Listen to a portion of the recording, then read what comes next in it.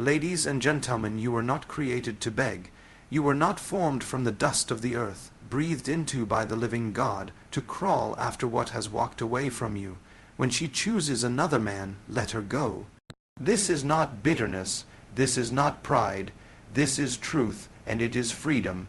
In the garden, the first man lost the presence of the woman not through force or fight, but through a choice hers and his.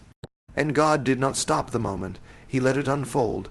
Why? Because he respects free will, even when it breaks hearts, even when it breaks yours.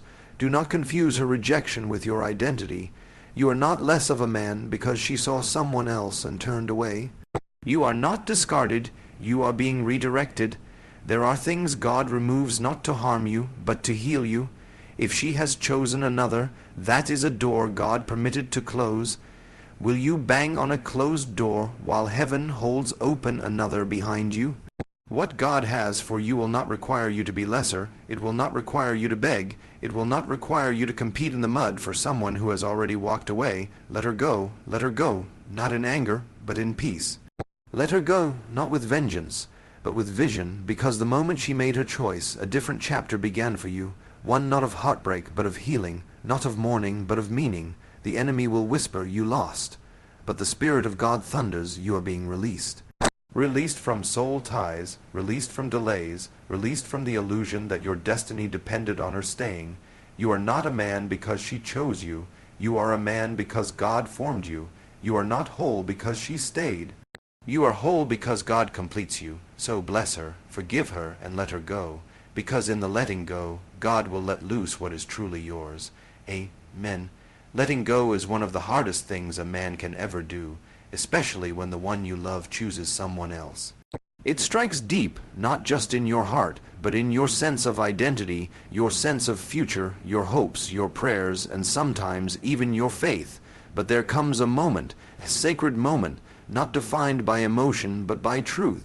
And in that moment, you must do what feels unnatural but is ultimately divine. You must release her, and you must do it with reverence. This is not the release of resentment, or the bitter casting off born of anger. This is not rejection cloaked in pride. No, this is something far higher, something sacred. This is honoring the freedom of choice that God himself gave to every soul. For if God, in all his omnipotence, does not force himself upon the will of man or woman, who are we to grasp at what chooses to walk away? She made her choice, and in that choice there is a finality you cannot reshape, no matter how strong your love or pure your intentions. We live in a world that celebrates possession, that worships what it can keep and dominate, but the kingdom of God is built on the altar of surrender. What you hold too tightly becomes an idol, and idols always demand blood. Sometimes the blood is your peace, your dignity, your purpose. But when you release someone who has chosen another path, you honor not just her freedom, you honor the order of heaven. Reverence is not weakness. It is strength under discipline. It is the decision to say, God, I do not understand this pain. I do not understand this path. But I trust that you are in control even when my heart feels out of control. That is reverence. That is surrender. That is worship. Letting her go with reverence means blessing her, not cursing her. It means choosing not to rehearse her betrayal or her change of heart like a broken record. It means refusing to let your mind be chained to what is no longer yours. It means not stalking, not pleading, not manipulating. You see, there's a kind of holiness in release. Abraham had to let go of Isaac, his promise, his beloved son, because reverence means trusting God with what is most precious to you. God returned Isaac, but only after Abraham proved he loved the giver more than the gift, and maybe that's what you're walking through now. You were given a gift, a woman, a relationship, a future, and now that gift has walked away. But your test is not whether you can get her back. Your test is whether you can surrender her back to the God who gives and takes away. This act of letting go, when done in the Spirit, becomes a kind of priesthood. You are placing your pain on the altar. You are offering your broken expectations as a burnt offering, and God sees that, He receives that, He honors that. Letting go becomes worship, not just an emotional release, but a spiritual declaration. I will not be bound by what is not mine. I will not fight for what has been removed. I will trust that God is wiser than my heart. And there's something powerful that happens when you release with reverence. You are no longer a slave to someone else's decision. You step back into alignment with your own calling, your own identity. You begin to hear heaven's whisper again, because the noise of desperation begins to quiet. It does not mean the pain disappears overnight, but it does mean that healing begins. And with every day you walk in surrender, your heart softens toward God and strengthens within itself. You will find in time that what you released with reverence, God uses to reframe your destiny. And if something is truly yours in the kingdom, it will never be taken permanently.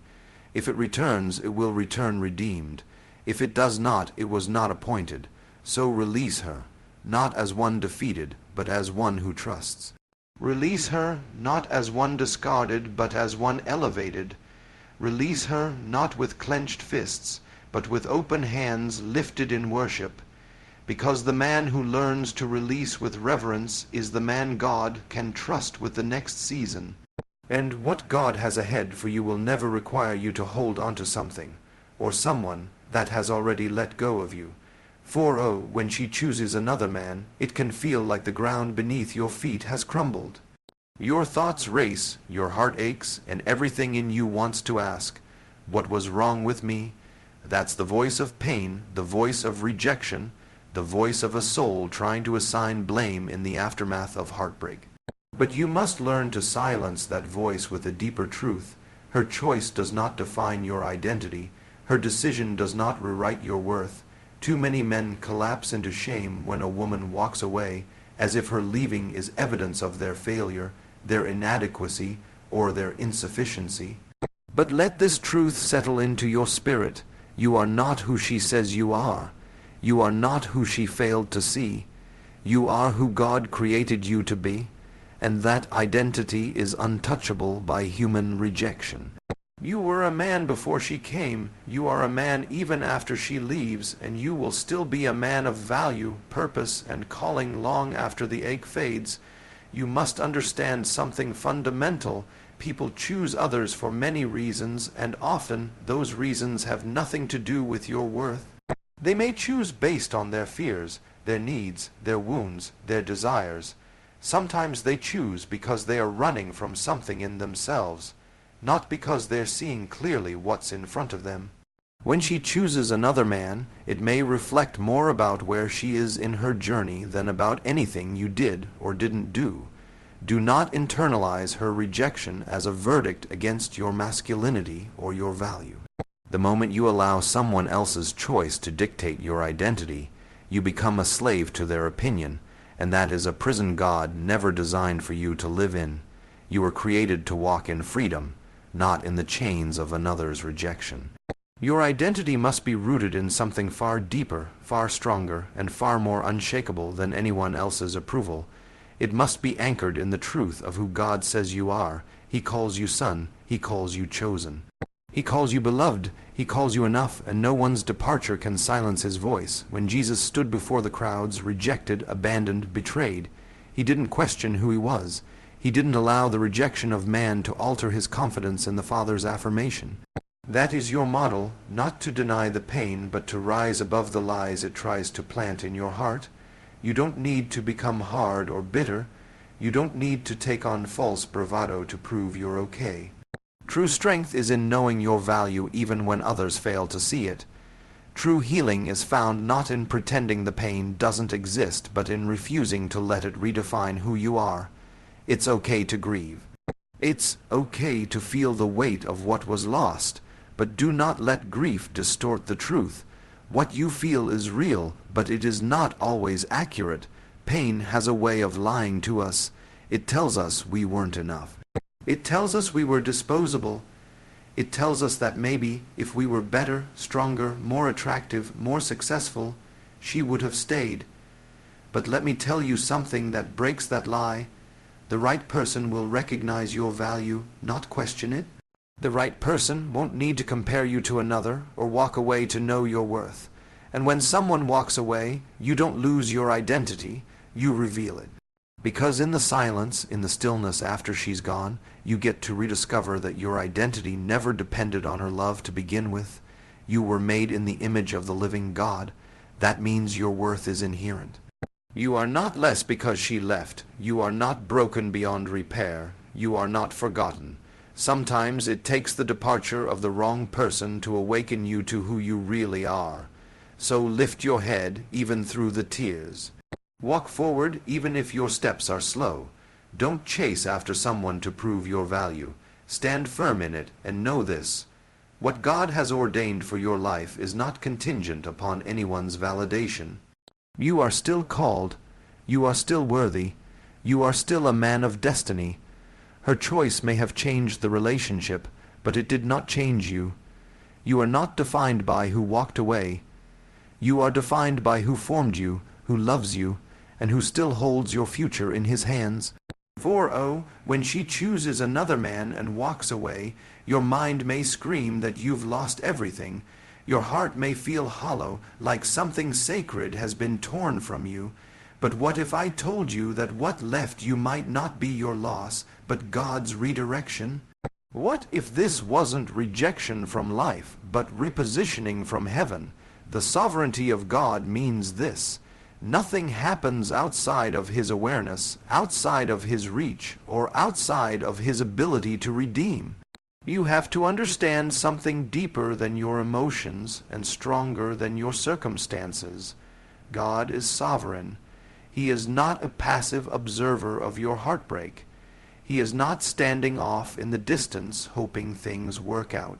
No, he is intimately involved in the details, even in the breakup, even in the betrayal, even in the silence that follows.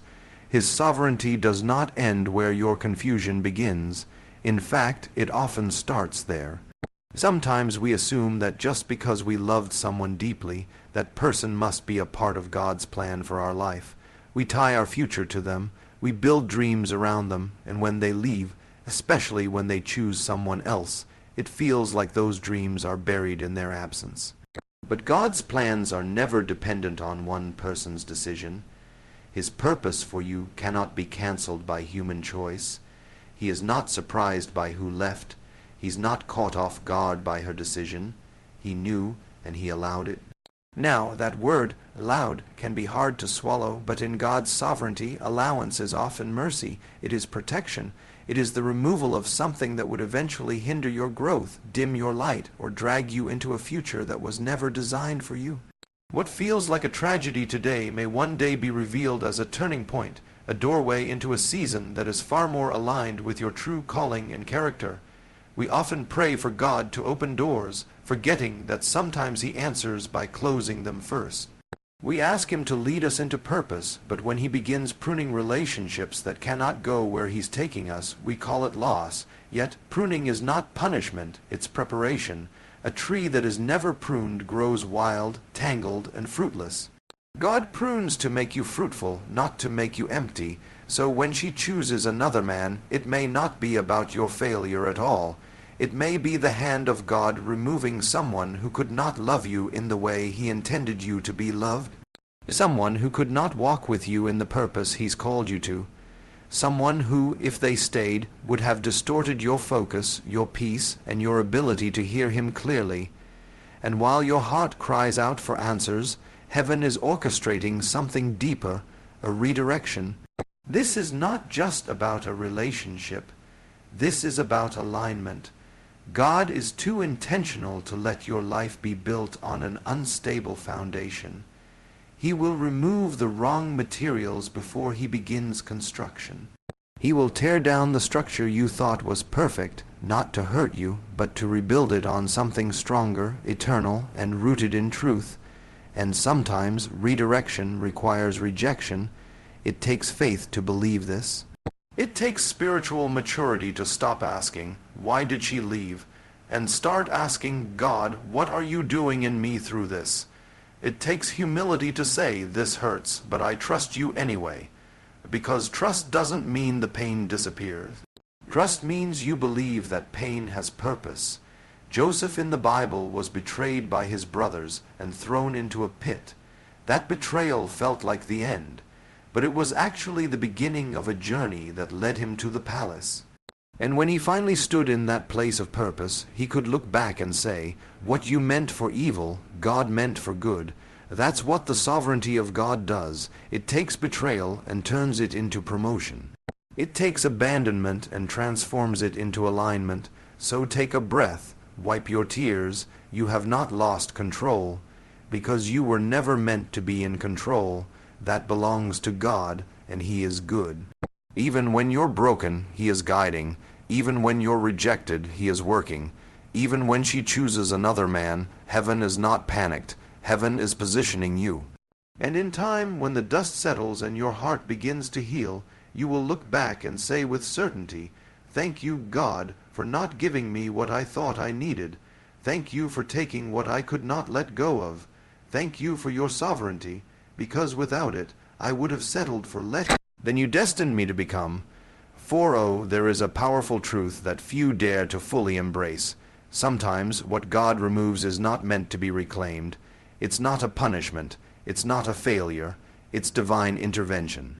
And if God, in His wisdom and love, begins to remove someone from your life, especially someone you deeply loved, then chasing after what He has removed is not love. It's rebellion against His will. It's holding onto what He's already let go of. And nothing brings more heartache, confusion, and spiritual stagnation than trying to hold on to what God is releasing. When she chooses another man, it's easy to feel that if you just tried harder, prayed longer, loved better, she would come back. That if you could just explain your worth, prove your loyalty, or remind her of your shared history, she'd return. But sometimes the most dangerous thing you can do is to go after what God Himself is pulling away. God doesn't just call us to receive. He also calls us to release. And there's no faith in clinging to what He's asked us to lay down. There is a point in every believer's life where God will test not just your desire, but your obedience. And obedience isn't proven by how tightly you hold on to your blessing.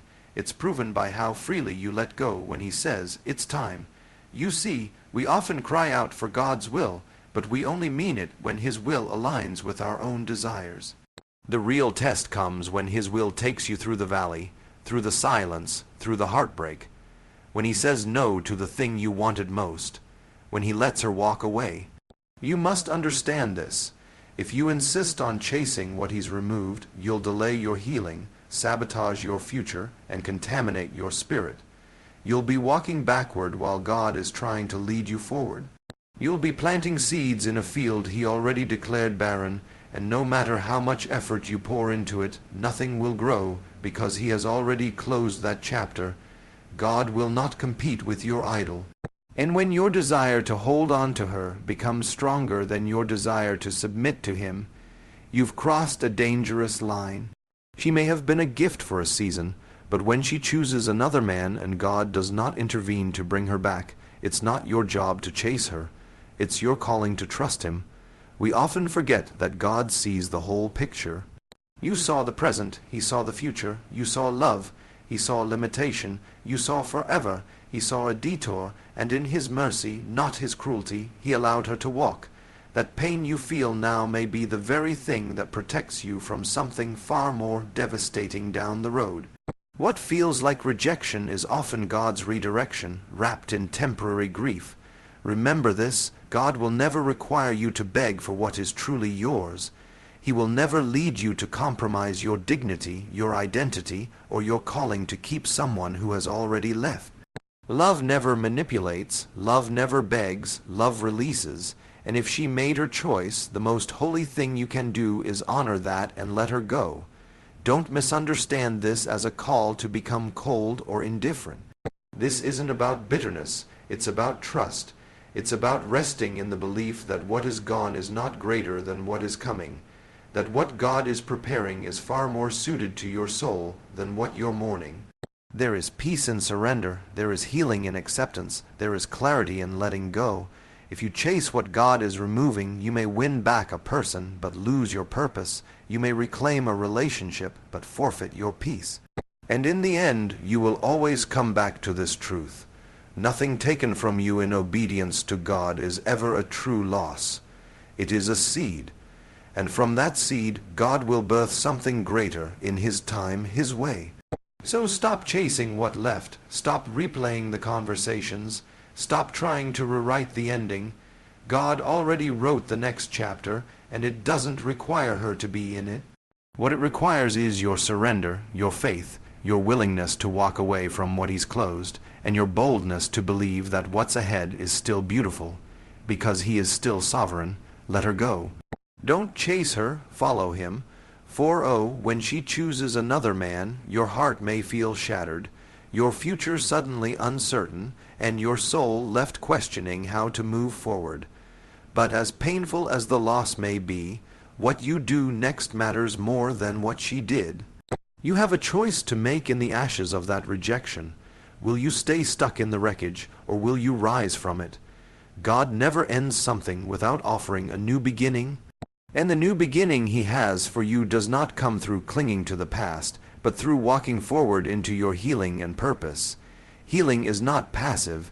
It is not waiting for time to numb the pain or hoping someone new will come along and fill the void. Healing is a decision. It's a posture of the soul that says, I will not let this break me. I will not let this moment define me. I will let God do His work in me. And often, the first step to healing is silence. The kind of silence where you stop rehearsing the betrayal in your mind, stop replaying the conversations, stop scanning her social media for signs of regret or return. That silence is sacred. It creates the space for God to speak. In the stillness, God begins to do what no human can. He starts to rebuild you from the inside out. He starts healing not just your heart, but the places your identity was wrapped around that person.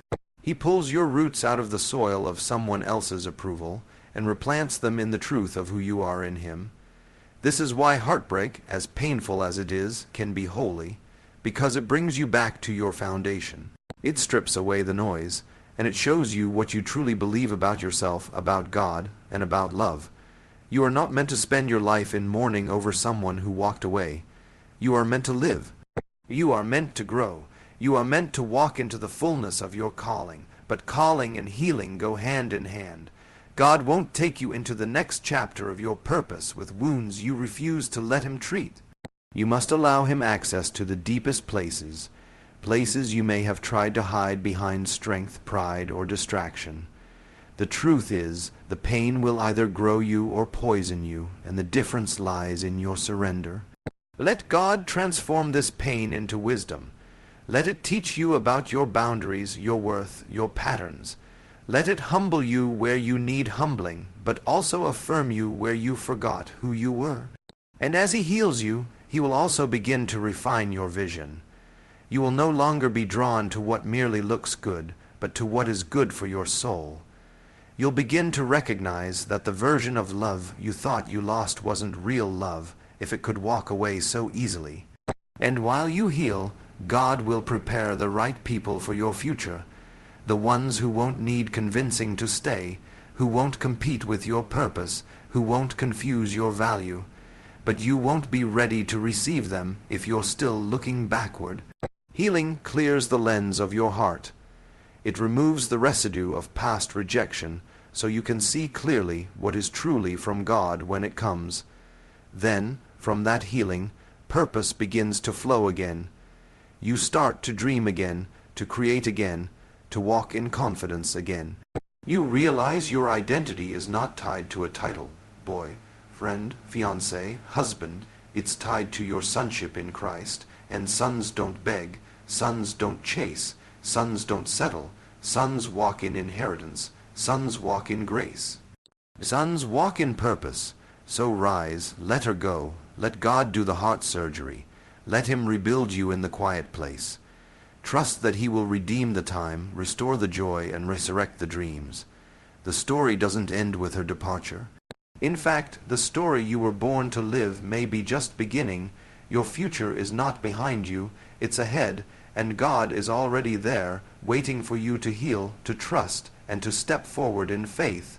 You are not broken beyond repair. You are not forgotten, you are not behind, you are in process, and in that process God is making you stronger, wiser, freer, and ready for the life, the love, and the legacy that is truly yours.